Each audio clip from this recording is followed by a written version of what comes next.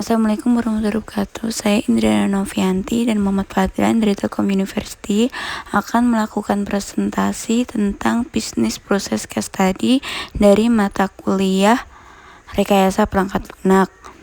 Maka selanjutnya akan ada presentasi proses bisnis case study dari Muhammad Fadlan.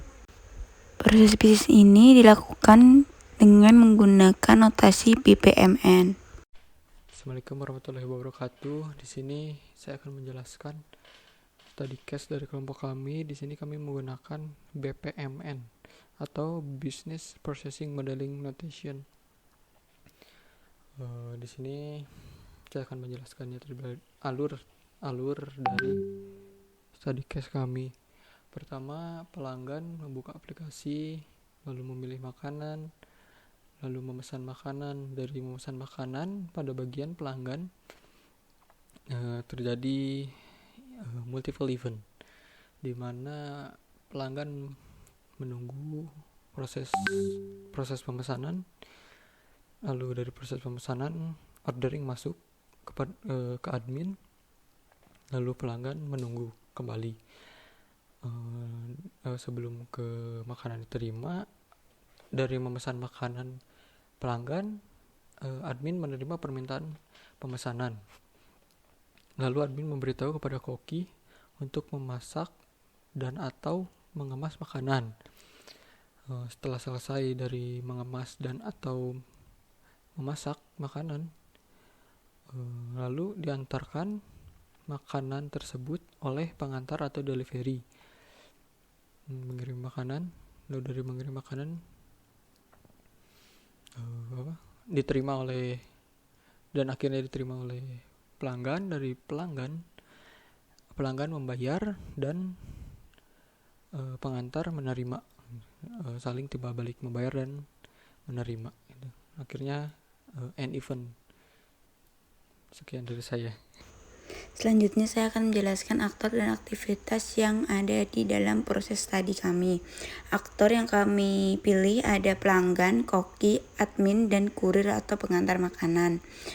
Aktivitas yang akan kami lakukan yaitu pelanggan melakukan pemesanan makanan dengan sebelumnya memilih menu makanan. Admin menerima permintaan pemesanan, pelanggan menunggu proses pemesanan makanan, Koki menyiapkan makanan pelanggan atau mengemas makanan, sementara pelanggan sedang menunggu. Kemudian kurir melakukan pengiriman makanan yang telah siap kepada pelanggan. Lalu, kurir dan pelanggan melakukan transaksi pembayaran. Pelanggan menerima makanan dan kurir menerima pembayaran dari pelanggan. Kemudian saya akan menjelaskan tentang asumsi bisnis proses. Pada asumsi bisnis kami, seperti requirement engineering, software requirement atau kebutuhan dari user, klien kami kumpulkan dan itu akan dilakukan oleh Indriana Novianti. Kemudian ada perwakilan stakeholder atau yang berkepentingan seperti yang akan dilakukan oleh Muhammad Fadlan dengan jabatan pemilik rumah makan. Lalu ada juga kondisi sistem existing, yaitu peninjauan ke sumber data dengan melakukan studi langsung ke sumber data dengan tujuan memperoleh data yang akurat dan relevan, di mana diharapkan sistem dapat memenuhi kebutuhan customer, sistem dapat sesuai dengan apa yang diinginkan stakeholder, sistem dapat memenuhi permintaan dan harapan customer, sistem dapat fleksibel dengan segala perubahan yang ada, atau misalkan perubahan cuaca, perkembangan teknologi, seperti itu. Lalu informasi klien, rencananya kami akan menggunakan nama perusahaan Rumah Makan Cita Rasa dengan alamat perusahaan seperti Kemayoran, Jakarta.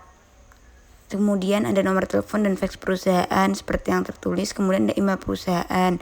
Kemudian kami juga akan menentukan lingkungan teknis atau di mana sistem produk akan ditempatkan. Misalnya perkotaan, perkantoran dengan komunitas yang sibuk atau jarang masak.